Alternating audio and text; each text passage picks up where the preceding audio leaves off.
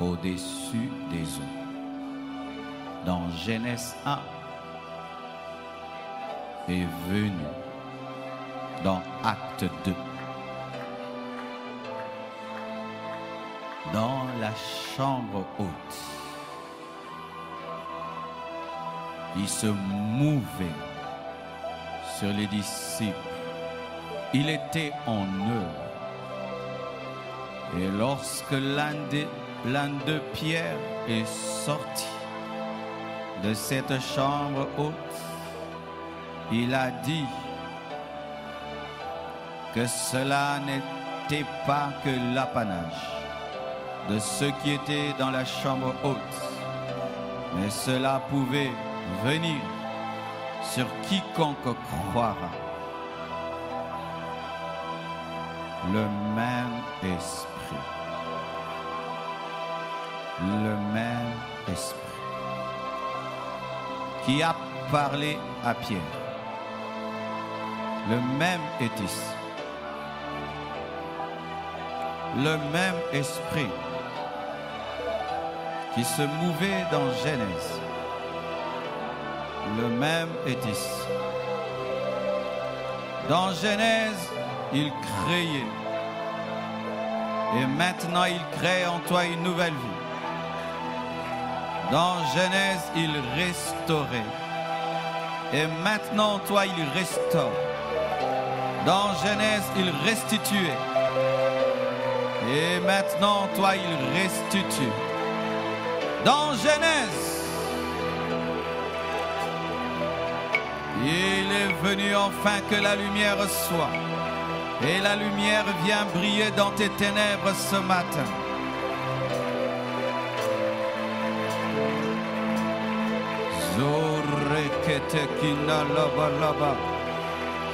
Oh, la main de Dieu est en ce lieu pour la restauration des vies.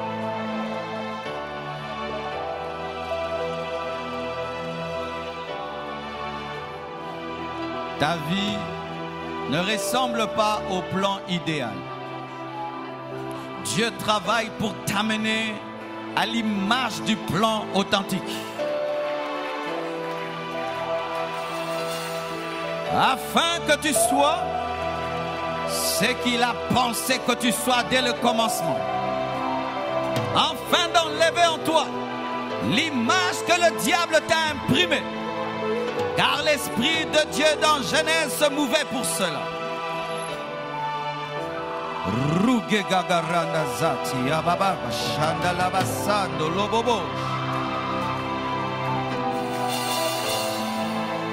Le vide doit être comblé. Le vide va être comblé. Le vide va être comblé. Ce vide qui ne doit pas rester vide dans ta vie va être comblé. Ainsi parle le Seigneur. Ce vide qui est dans ta vie, qui ne doit pas rester vide, va être comblé, va être comblé, va être comblé, va être comblé, va être comblé, va être comblé, va être comblé, va être comblé. Je déclare les paroles du Seigneur ce matin.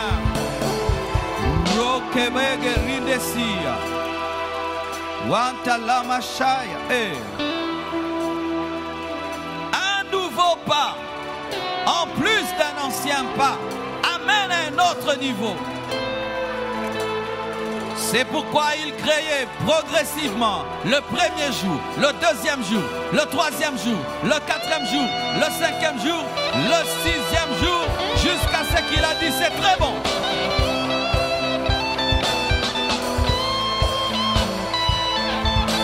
Jusqu'à ce qu'il a dit c'est très bon.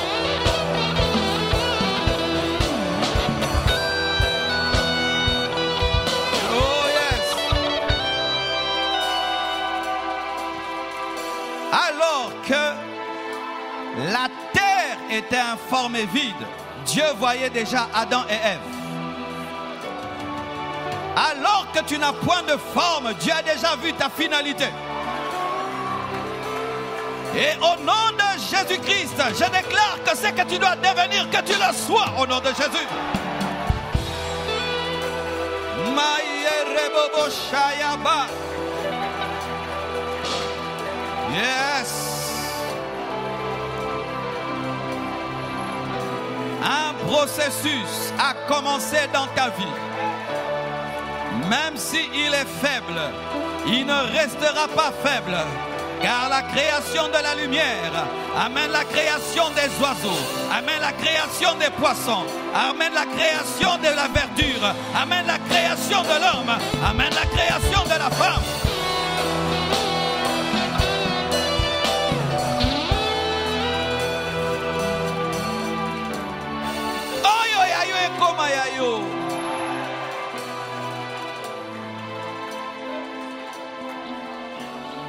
Au nom de Jésus,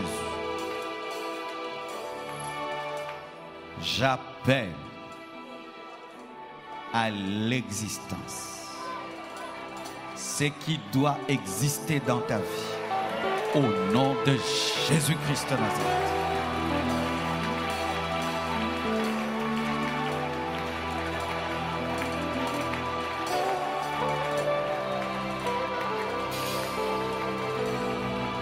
Domine là où tu travailles.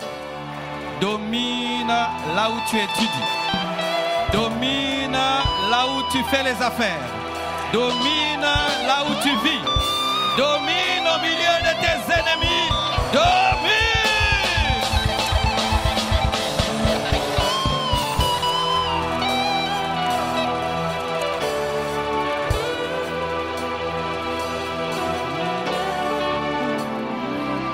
Jouez la musique bas. J'aimerais que le peuple de Dieu entende ce que Dieu dit. L'épaisseur des ténèbres ne peut rien contre l'onction. Car les ténèbres étaient là, mais cela n'a pas empêché à l'Esprit de Dieu de se mouvoir. Les ténèbres dans ta vie assisteront à la création de la lumière. Car la lumière a été créée face aux ténèbres. Tu n'as pas besoin qu'il n'y ait point de ténèbres. Que les ténèbres soient là ou pas, l'onction qui est sur ta vie engendrera la lumière de Dieu dans ta vie.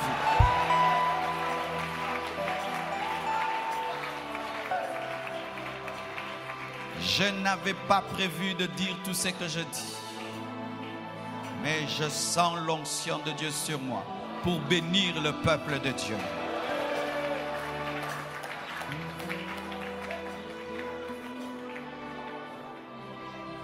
Que la parole, la promesse de Dieu dans ta vie prenne chair, prenne forme, prenne chair, prenne forme, prenne chair, prenne forme, prenne chair, prenne forme, au nom de Jésus.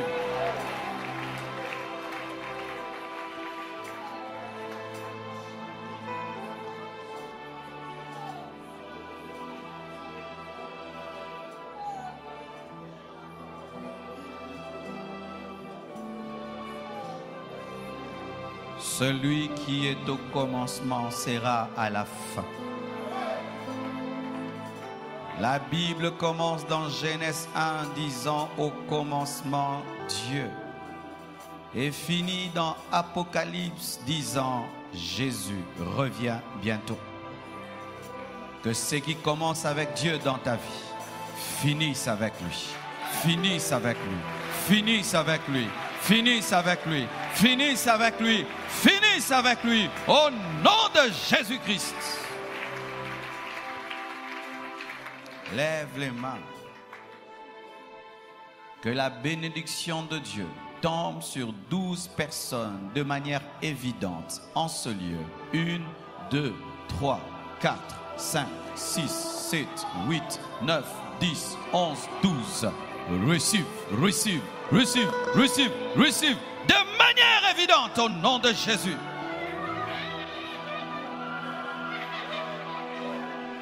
C'est ton jour. C'est ton jour. C'est ton jour. C'est ton jour. C'est ton jour. C'est ton jour. C'est ton jour. C'est ton jour. C'est ton jour. C'est ton jour au nom de Jésus.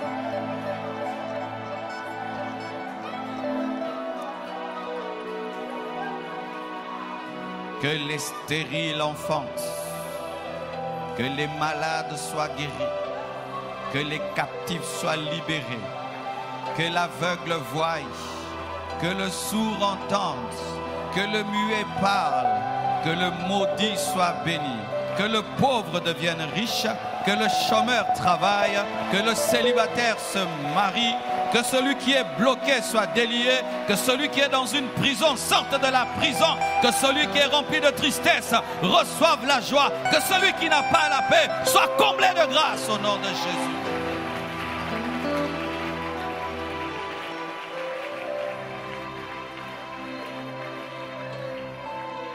Tu es béni, tu es béni, tu es béni, tu es béni, tu es béni, tu es béni. Vous êtes un peuple béni ce matin, au nom de Jésus-Christ. Amen. Acclame le Seigneur très très fort. Tu n'as pas besoin de voir pour croire, acclame le Seigneur.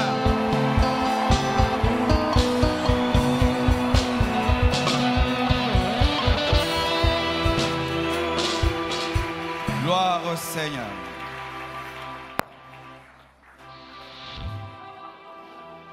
Je vous salue au nom de Jésus. Salue ton voisin de gauche et de droite. Je ne serai pas long à ce second culte comme nous avons débordé avant de prendre le micro.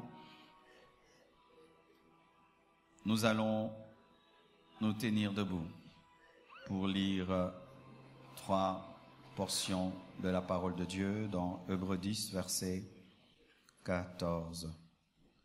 Le terme de mon message à ce culte de sanctification, c'est la place de la sanctification dans la destinée. Tu peux le dire à ton voisin de droite, à ton voisin de gauche, à ton voisin de devant, à ton voisin de derrière, à ton voisin qui boude. Amen. Nous lisons Hébreux 10, verset 14. La Bible dit, vous y êtes? Hébreux 10, 14. La Bible dit, car par une seule offrande, il a amené à la perfection pour toujours ceux qui sont sanctifiés. Un verset qui suit, Hébreux 12, 14. Hébreux 12, 14. Recherchez la paix avec tous et la sanctification, sans laquelle personne ne verra le Seigneur. Nous terminons avec ce passage, Jérémie 17, verset 4. Jérémie 17, verset 4. Tu perdras par ta faute l'héritage que je t'avais donné. Je t'asservirai à ton ennemi dans un pays que tu ne connais pas, car vous avez allumé le feu de ma colère et il brûlera pour toujours. Asseyez-vous, s'il vous plaît.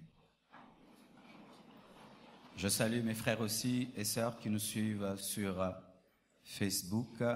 Et ce que je vous demande, c'est que nous remarquons maintenant sur Facebook Live, au lieu de suivre la parole, vous commentez, vous commentez, vous commentez, au lieu d'écouter la parole.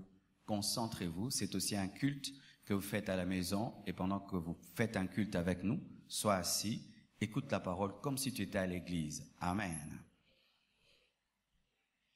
La place de la sanctification dans la destinée. Tout d'abord, je vais définir la sanctification. Qu'est-ce que la sanctification? La sanctification, c'est une action par laquelle on met à part quelqu'un ou quelque chose pour Dieu. C'est une action par laquelle on met quelqu'un ou quelque chose à part pour Dieu. Je donne l'exemple de cette chair. Cette chair, c'est du bois, mais c'est du bois sanctifié. Ça pouvait être une table, ça pouvait servir à cuisiner. Ça pouvait servir de pupitre pour un élève à l'école, mais un menuisier a décidé d'en faire un bois sur lequel on va prêcher. Et quand on le pose à l'église, il ne sert que pour prêcher. Jamais on va amener cette chaire dans une école pour qu'un élève étudie. Jamais on va amener cette chaire dans une cuisine pour qu'une femme prépare, parce que il est mis à part pour Dieu. Amen. Ce micro, par exemple, c'est un micro comme tous les autres micros. On peut l'utiliser dans une boîte de nuit, on peut l'utiliser dans un concert mondain, mais lorsqu'on l'a acheté pour prêcher, jamais je ne peux donner ce micro à quelqu'un pour qu'il aille fêter avec dans une fête mondaine, l'utiliser pour un usage profane, parce que il est mis à part. Amen. Et le fait qu'il est mis à part, ça fait de ce micro un micro différent, ça fait de ce bois-ci un bois différent. En Israël, on mettait à part des ustensiles, des vases, des coupes, des calices, l'arche.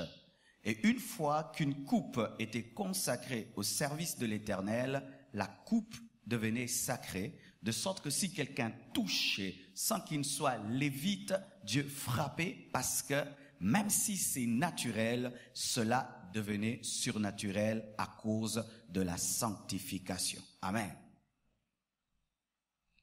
Tout cela est arrivé dans l'Ancien Testament comme ombre afin de préparer une plus grande sanctification qui est la sanctification de l'Église, car Église vient du terme ecclésia, et ecclésia veut dire sortie de. Amen. Un groupe de personnes comme le Sénat mis de côté afin d'influencer la cité. Et l'Église, c'est l'ensemble des sanctifiés. Amen. Il n'y a pas l'Église sans qu'un groupe d'hommes et de personnes soit tiré d'un autre et soit mis à part pour Jésus-Christ. Amen. Et déjà, vous comprenez qu'il n'y a point de christianisme sans sanctification, il n'y a point d'église sans sanctification, il n'y a point de service pour Dieu sans sanctification, car Dieu te met d'abord à part avant de t'utiliser, à part avant de te oindre, et même l'onction mise à part, car dans la Bible il est écrit, il a été consacré par l'onction, sanctifié par l'onction, mis à part par l'onction. C'est pourquoi tu remarques dans ta vie, plus l'onction grandit en toi, tu sens le désir de te mettre à part, parce que c'est la nature de l'onction que de te sanctifier. Alléluia. Une onction qui mène au péché n'est pas la vraie onction, l'onction véritable met à part. Amen. Ça t'amène à mener une vie différente de celle des autres. Mis à part par Dieu, pour Dieu, rendre pur aussi est une définition de la sanctification. C'est le fait de rendre saint. Amen. Rendre saint, c'est le fait de purifier. Amen. Alors, il y a deux sortes de sainteté dans la parole de Dieu. Et beaucoup de chrétiens ont un problème dans leur marche avec Dieu parce qu'ils ne maîtrisent pas ces deux saintetés. Et ça crée même des problèmes dans notre marche et dans nos attentes par rapport à Dieu. Il y a ce qu'on appelle la sainteté de position ou la sainteté positionnelle, et il y a la deuxième sainteté qu'on appelle la sainteté pratique. Retenez ces deux mots, sainteté de position et sainteté pratique. La première, celle qu'on appelle la sainteté de position, et c'est la première. Elle n'est pas la première parce que je la cite en premier, mais parce que c'est réellement par elle que nous commençons la sanctification. La sainteté de position, c'est une sainteté que tu ne manifestes pas par tes actions, que tu ne manifestes pas par tes œuvres, que tu ne manifestes pas par tes paroles, qui n'a pas besoin d'une œuvre de justice, qui n'a pas besoin que tu fasses quoi que ce soit pour que tu sois saint. C'est une sainteté par la foi. Amen. Le chrétien est saint par la foi avant d'être saint par les œuvres. Je répète, le chrétien est saint par la foi avant d'être saint par les œuvres. C'est vrai, il est écrit que la foi sans les œuvres est morte, mais les œuvres sans la foi aussi sont mortes. Vous comprenez ce que je dis? La foi sans les œuvres est morte, mais les œuvres sans la foi aussi sont mortes. Car la foi sans les œuvres est une fausse foi, mais les œuvres sans la foi, c'est la loi. Alléluia. Ainsi, la première sainteté que Dieu te donne, c'est la sainteté de Jésus. Amen. Lorsque tu crois en Jésus, tu es lavé par le sang et Dieu te regarde au travers du sang de Jésus-Christ et il ne considère aucun de tes péchés et il te déclare saint. Qui est saint en celui? Quiconque ici a reçu Jésus-Christ est saint. Et tu n'as pas besoin d'être canonisé par le pape pour le devenir, car nous ne devenons pas saints, nous sommes saints. Et nous ne devenons pas saints à titre posthume. Ça veut dire qu'après la mort, on fait une réunion et tu es déclaré saint. Tu es saint pendant que tu es vivant parce que tu as cru en Jésus-Christ qui est mort. Les saints de la compassion. Alléluia. Je suis saint sans être parfait. Par le parfait. Oh, donne-moi la main. Pendant que je prêche, la religion t'empêche de capter ça, parce que la religion nous amène à mériter les choses, alors que la vie chrétienne commence par la grâce avant de mériter. La première sainteté, c'est la sainteté qui purifie l'homme par le sang d'un autre. C'est lorsque Dieu te revêt de la justice de Jésus et te déclare saint et il dit que tu n'as rien fait. Un homme, un jour, est allé dans une école biblique et on lui pose la question sur sa vie passée et il répond, je n'ai rien fait. Il a dit, j'ai rien fait. On dit, non, homme de Dieu. Nous savons que tu as pris du chanvre. Nous savons que tu as fait la prison. Il a dit, non, moi, j'ai jamais fait la prison et j'ai jamais pris du chanvre. Il dit, mais comment tu mens? Je ne mens pas. Il est écrit dans la Bible que si quelqu'un est en Christ, c'est une nouvelle créature. Mais la vraie version, ce n'est pas nouvelle créature, c'est une nouvelle création. Alors celui-ci que Dieu a recréé n'a jamais fait la prison, il n'a jamais fumé. Je l'ai jamais fait. Oh, mon frère, tu n'as jamais commis l'impudicité. Tu n'as jamais volé, tu n'as jamais menti. Celui-là est déjà mort et celui-ci est recréé. Une nouvelle créature. Tu l'es par ta position. Sainteté de position en Christ. Assis dans les lieux célestes, à la droite de Dieu le Père, tu es saint. Parce que pendant que tu es assis sur cette chaise, tu es aussi assis au même moment en Dieu, en Christ, dans les lieux célestes, à la droite. Alors le problème souvent, c'est entre celui-ci qui est assis là et celui qui est assis là-bas. C'est ça le problème entre celui qui est assis dans le lieu céleste en Jésus qui est saint et c'est celui qui est là assis sur cette chaise. Souvent il y a un décalage et nous sommes perdus. Mais d'abord, tu dois savoir que la sainteté ne commence pas par les efforts et par la discipline. La sainteté commence par une nature acquise lorsque tu crois.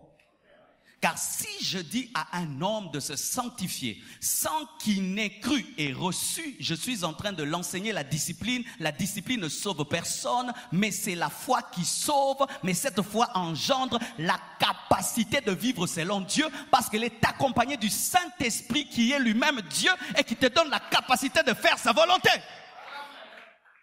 Vous comprenez ce que je dis?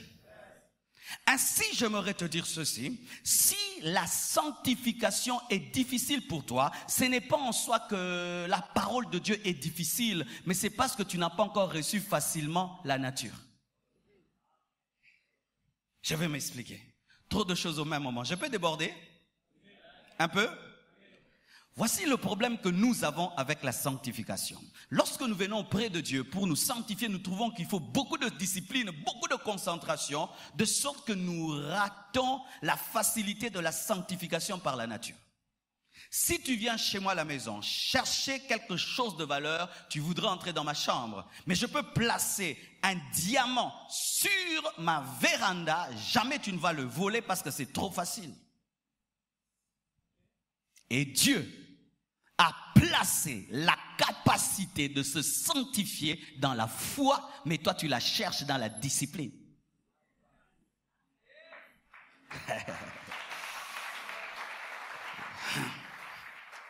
Voici. Je ne sais pas nager, mais je vais apprendre bientôt. C'est pas bien. Au temps du déluge, ceux qui ne savaient pas nager étaient morts les premiers jours. Les autres avaient même 3 jours. Alléluia. Je ne sais pas nager. Voici 2 manières de nager. Soit j'apprends pendant des mois à nager et pendant que je nage, je bois des gobelets. Soit un grand nageur entre en moi et nage en moi. Dans l'Ancien Testament, Dieu a dit aux gens de nager. Dans le Nouveau Testament, il est entré en eux pour qu'ils nagent. Maintenant, le problème, le voici. Tu as le grand nageur en toi, mais tu veux nager pendant qu'il est là. C'est pourquoi aux hommes et la gobelé.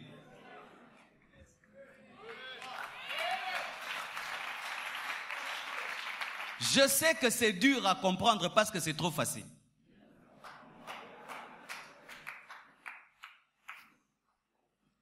Je vous dis, c'est trop dur à comprendre parce que c'est trop facile. Bien-aimé, le jour que tu vois un poisson transpirer, sors-le de l'eau. Ce n'est pas un poisson parce que le poisson ne peut transpirer dans l'eau. Il n'a pas besoin de mouchoir pour enlever la transpiration parce qu'il fait facilement ce qui est difficile pour un humain. Ainsi, une vie de sainteté est facile pour un chrétien parce qu'il a la nature de vivre dans la sainteté, car Christ est sa sainteté. Celui qu'il a reçu comme Seigneur et Sauveur s'appelle la sainteté. Paraît-il qu'un homme qui ne fait que manger l'ail et l'ail finit par sentir l'ail. Lorsqu'il transpire, c'est l'ail. Lorsqu'il parle, c'est l'ail. Lui, il mange que l'ail. Maintenant, moi, j'ai mangé la sainteté. Quand je transpire, c'est la sainteté. Je parle, c'est la sainteté. C'est alors qu'il ne faut pas d'abord chercher à pratiquer des œuvres. Il faut d'abord avoir la nature. Et pour avoir la nature, il faut avoir le Sauveur. Et si tu as le Sauveur, il te donne la capacité de faire ce qu'il veut. Tu as un fils qui ne fait qu'échouer à l'école, mais tu es professeur. Qu'est-ce que tu décides? Tu décides de devenir son voisin à l'école. Ainsi, tu triches pour lui et il réussit. Dieu a donné à l'homme la loi. L'homme a été incapable. Dieu a décidé d'entrer en l'homme pour l'aider à pratiquer sa loi. Quand on dit, ce n'est plus moi qui vis, c'est Christ qui vit en moi. C'est dit, le Jésus qui a vaincu toutes les tentations vit en toi. Quand on dit, ce n'est plus moi qui vis, c'est Christ qui vit en moi, ce n'est pas seulement par rapport seulement aux démons, c'est aussi par rapport à la sainteté. Jésus qui a dit tout accompli, qui a vaincu la tentation du corps, de l'âme et de l'esprit. Car Jésus a été tenté en toutes choses. Le corps, quand on dit change la pierre en pain, c'est le corps, manger. L'âme, si tu es le fils de Dieu, jette-toi l'orgueil. L'âme, il a vaincu. L'esprit, adore-moi, parce que c'est dans l'esprit qu'il y a l'adoration, il a refusé. Maintenant, lui qui a vaincu dans le corps, dans l'âme et dans l'esprit est en toi. Toi aussi, tu peux vaincre. Mais ton problème, aux autres, il est à ça à la tête. Je te dis, quand tu comprends cela, tu vas arriver à la fin de la soirée, tu cherches les péchés à confesser, tu ne trouves pas.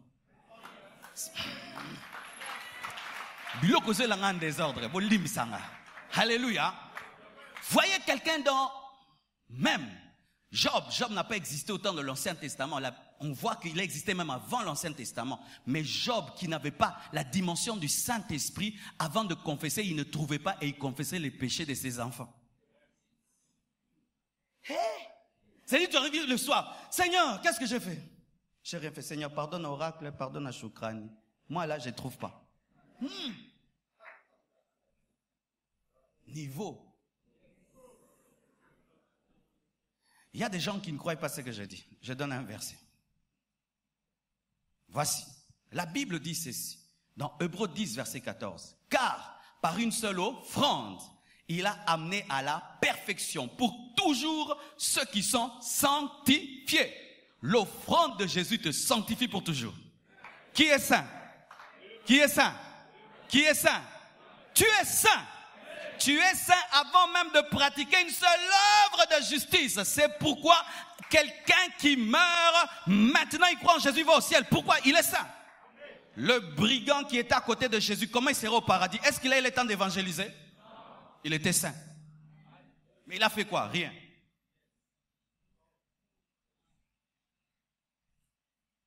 Ah, waouh! Ça c'est formidable. Dans une certaine église, Pour être reconnu saint, voici les conditions.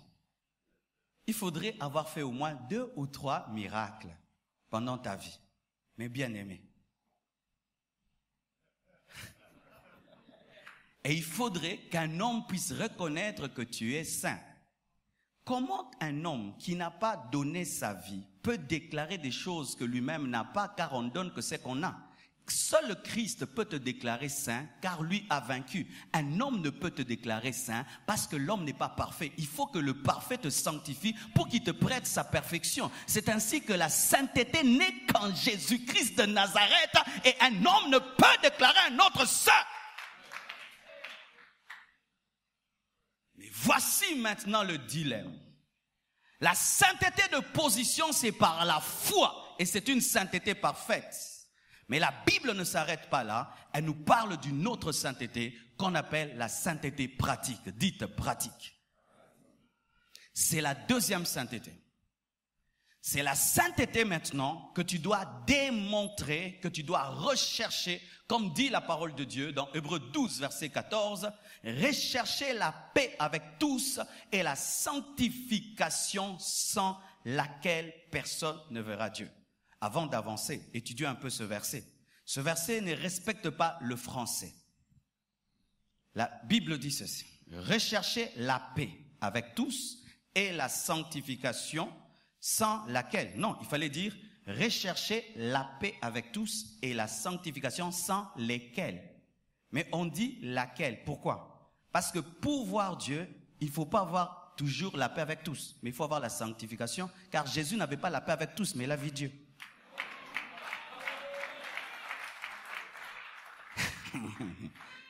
Oui. Jésus est mort, il avait des ennemis. Sinon, on n'allait pas le crucifier. Même sa tête est son ennemi. Il n'avait pas la paix avec Satan.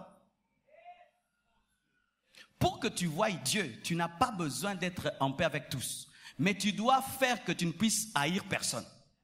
Parce que si tu as la haine pour quelqu'un, ça touche maintenant ta sanctification. Mais avoir quelqu'un qui ne t'aime pas ne touche pas ta sanctification. Car des fois, tu peux te réconcilier avec quelqu'un, il refuse. Toi, tu es libre, tu vois Dieu. Dites Amen. Alors, si quelqu'un te fait du mal, tu lui pardonnes. Ou si tu fais du mal à quelqu'un, tu demandes pardon. Mais s'il refuse de te pardonner, oh, en français, comment? Le lipaté, le lalela. Problème sous simba sustain français. Il faut apprendre aussi le lingala. Nous, on apprend l'anglais et le français. Je suis devenu l'ambassadeur du lingala dans le monde. Frère, ça peut arriver que tu me fais le mal et puis je te pardonne. Ou je te fais le mal, je te demande pardon, tu refuses.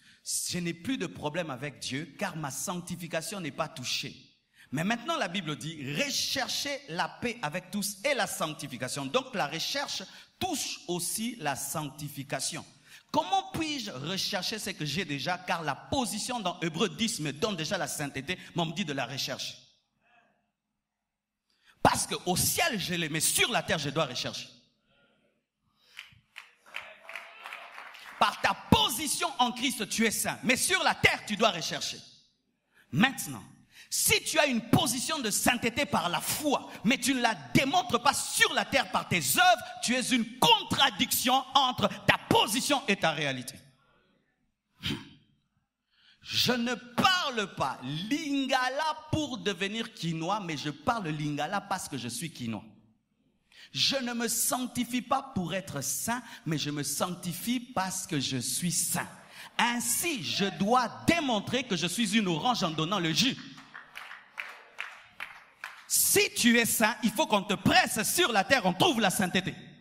C'est ainsi que Jésus était saint en Dieu, mais quand il est venu sur la terre, il a aussi démontré la sainteté. Si tu as une position de sainteté, mais qui n'est pas accompagnée d'une vie pratique, en parole, en pensée, en action de sainteté, tu contredis la position. C'est pourquoi j'aimerais dire, ça c'est ce que je crois, moi je crois qu'un chrétien qui n'est pas sérieux peut perdre le salut.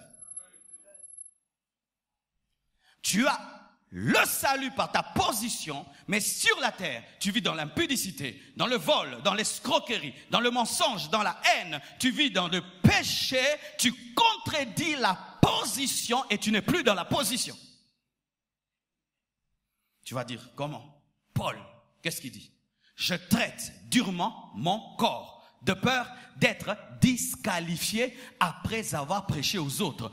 Paul avait peur d'être disqualifié. Ce n'est pas parce que tu es sauvé et tu n'entretiens pas ton âme que tu continueras à être sauvé. Car nous sommes sauvés, en train d'être sauvés et nous serons sauvés. Oui.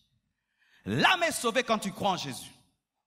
Mais plus tu écoutes la parole, l'âme est purifiée. Quand je prêche comme ça lave ton âme, en train d'être purifiée, sauvée, et sera sauvée pour entrer dans l'éternité. Maintenant, quand tu reçois Jésus et tu t'assieds, tu ne laisses pas la parole te transformer. La croix de Jésus-Christ te transformer. Qu'est-ce qui se passe? Tu deviens une contradiction par rapport à ta foi et tu deviens une honte pour celui qui est en toi. Recherchez la sanctification pratique après que vous ayez eu la sainteté de position. Quelle est la corrélation entre la sanctification et la destinée? Nous avons lu Jérémie. Tu perdras par ta faute l'héritage que je t'avais donné. Je t'asservirai à ton ennemi dans un pays que tu ne connais pas, car vous avez allumé le feu de ma colère et il brûlera toujours. Bien-aimés frères, Dieu peut te destiner à des grandes choses, mais ton péché peut perturber le plan. Le péché perturbe le plan. Il est écrit, tu perdras par ta propre faute. On ne dit pas, tu perdras par la faute du diable. Tu perdras par la faute des démons. Tu perdras par la faute des sorciers, mais tu perdras par ta propre faute ton héritage. Dieu peut te destiner à des grandes choses, mais ton péché ralentit, bloque et embrouille le plan. De sorte que Dieu qui pouvait faire une chose en 10 ans, le fait en 50 ans. Il pouvait faire une chose en 3 jours, il le fait en 3 ans. Il pouvait faire une chose aujourd'hui, il va la faire après 20 ans parce que ton péché perturbe, embrouille ce que Dieu devait faire.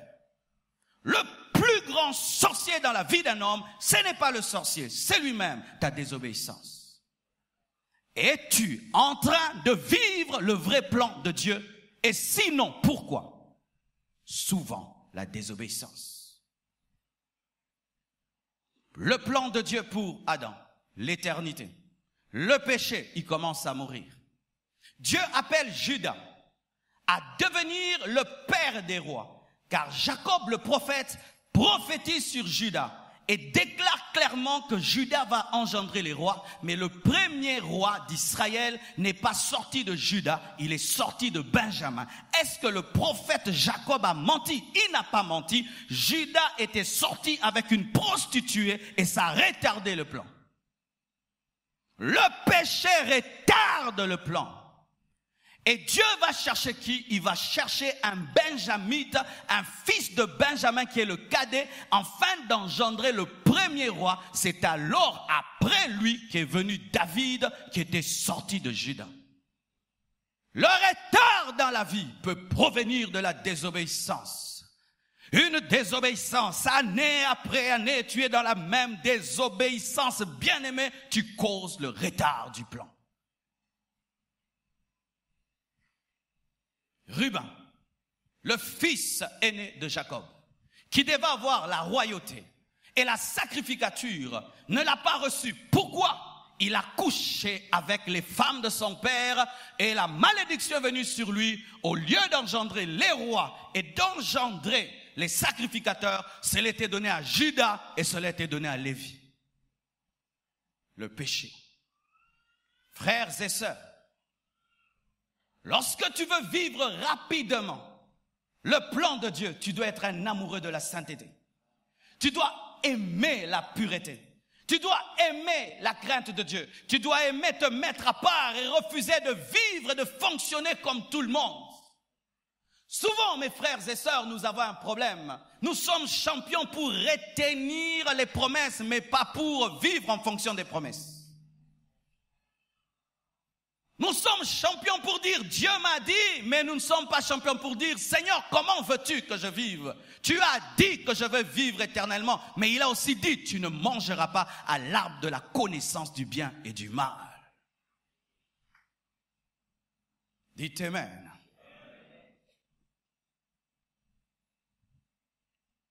J'aimerais parler à une catégorie de personnes qui souvent dans l'église se retrouvent comme les ramassis. Dites ramassis.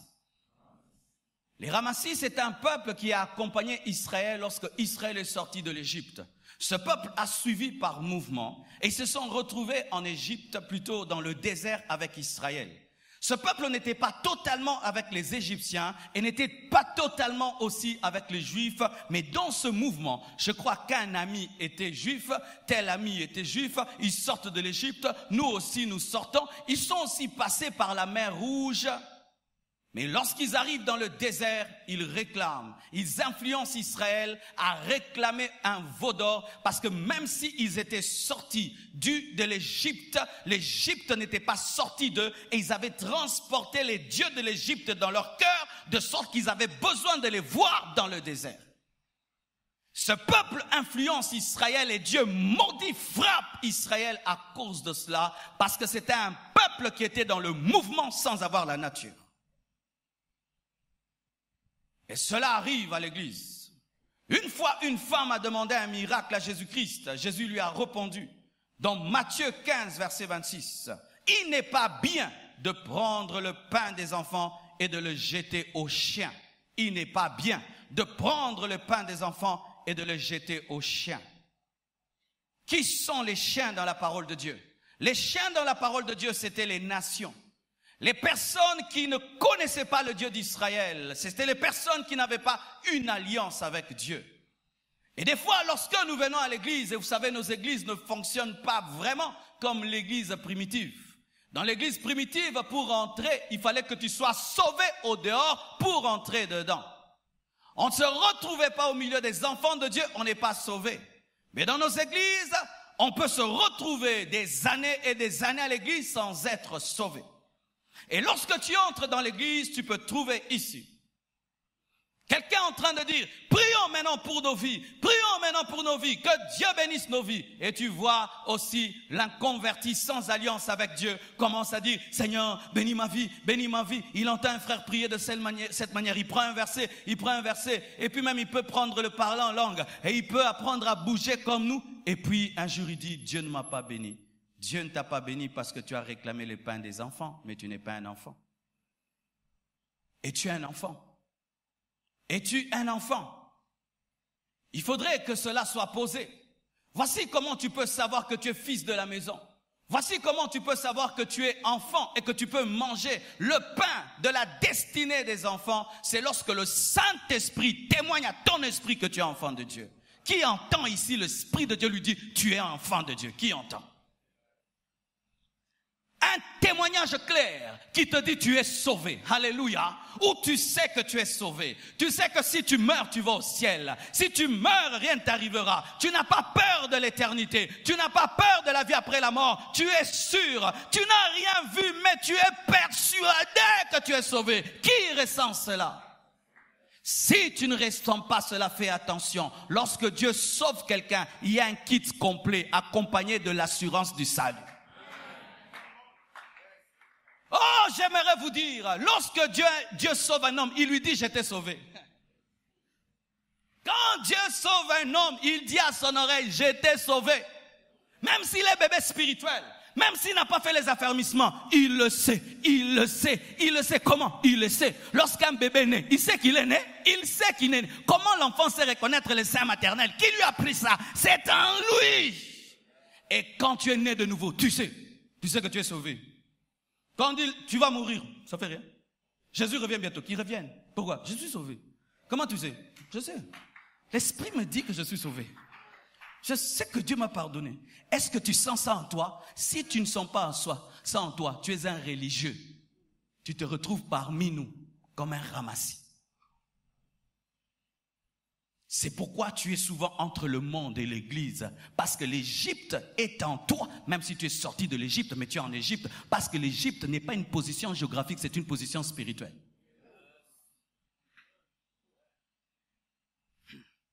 Une deuxième chose qui peut t'aider à savoir si réellement tu as une alliance avec Dieu, si tu es né de nouveau, tu vas sentir dans ta vie clairement, il y a eu un passé et un présent.